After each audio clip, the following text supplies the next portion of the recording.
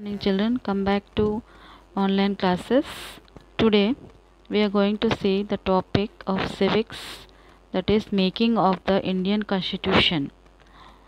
The making of the Constitution for a huge and diverse country like India was not an easy affair. The country was partitioned on the basis of religious differences. At least 10 lakh people were killed on both sides of the border in partition-related violence. The British had left it to the rulers of the princely states to decide whether they wanted to merge with India or with Pakistan or remain independent.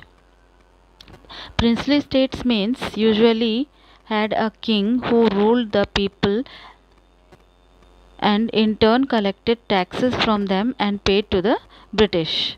Hyderabad was a princely state. The merger of these princely states was a difficult and uncertain task. When the constitution was being written, the future of the country did not look as secure as it does today. The makers of the constitution had anxieties about the present and the future of the country. The drafting of the constitution was done by an assembly of elected representatives called the Constituent Assembly. Elections to the Constituent Assembly were held in July 1946. Its first meeting was held in December 1946. The Constituent Assembly was also divided into the Constituent Assembly of India and Pakistan after the partition. The Constituent Assembly that wrote the Indian Constitution constituted as many as 299 members. It adopted the Constitution on 26 November 1949, but it came into effect on 26 January 1950. The Constituent Assembly completed the Constitution on 26 November 1949, but it imposed on 26 January 1950 to give due importance to the date 26 January. To mark this day, we celebrate it as the Republic Day every year. Now, reason for accepting the same constitution till today are the constitution does not reflect the views of its members alone. It expresses a broad consensus of its time. The Constituent Assembly represented the people of India. There was no universal adult franchise at that time, so the Constituent Assembly could not have been chosen by all the people of India, but it was elected mainly by the members of provincial legislature, which ensured a fair share of all the regions of the country. The Constituent Assembly worked in a systematic, open and consensual manner. Now, let us see how values of freedom struggle were embedded in the preamble of the Indian Constitution. Values that inspired and guided the freedom struggle and were in turn nurtured by it, formed the foundation for India's democracy. These values are embedded in the preamble of the Indian Constitution. They guide all the articles of Indian Constitution.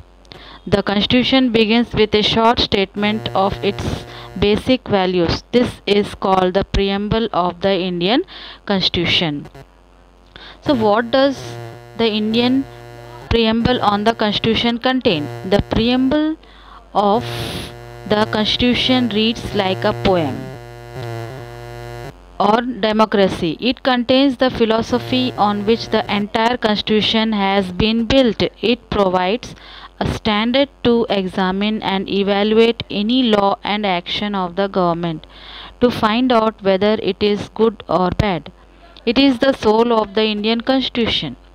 Now, let us see the main features of the preamble of the Indian Constitution.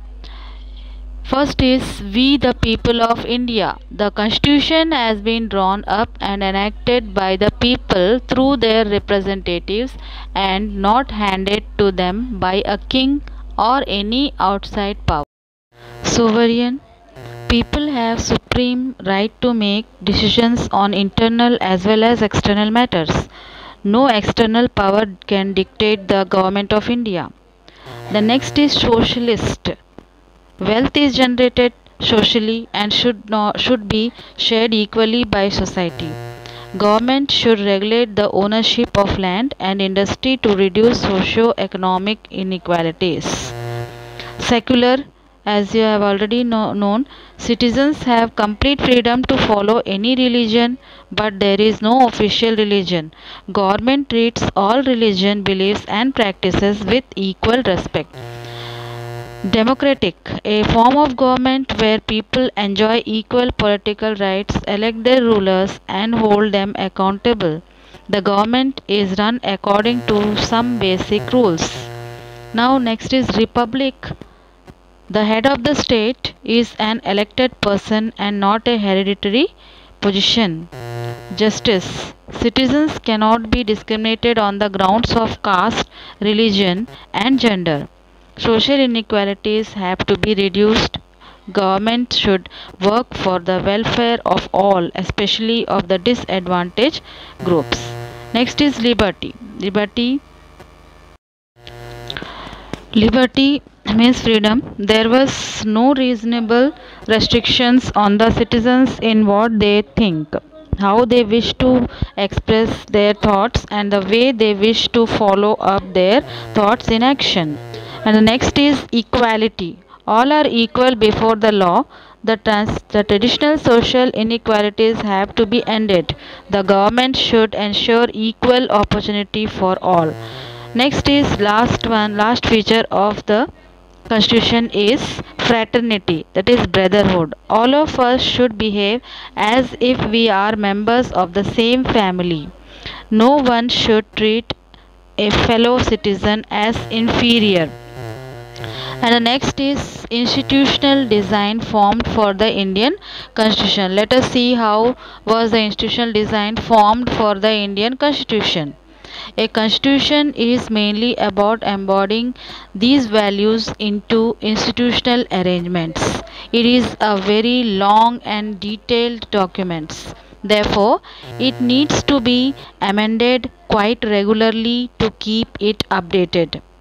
So, they made provisions to incorporate changes from time to time. These changes are called constitutional amendments. The Constitution describes the institutional arrangement in a legal language. Like any constitution, the Indian Constitution lays down a procedure for choosing persons to govern the country. It defines who will have how much power to take which decision. And it also puts limits to what the government can do by providing some rights to the citizen that cannot be violated.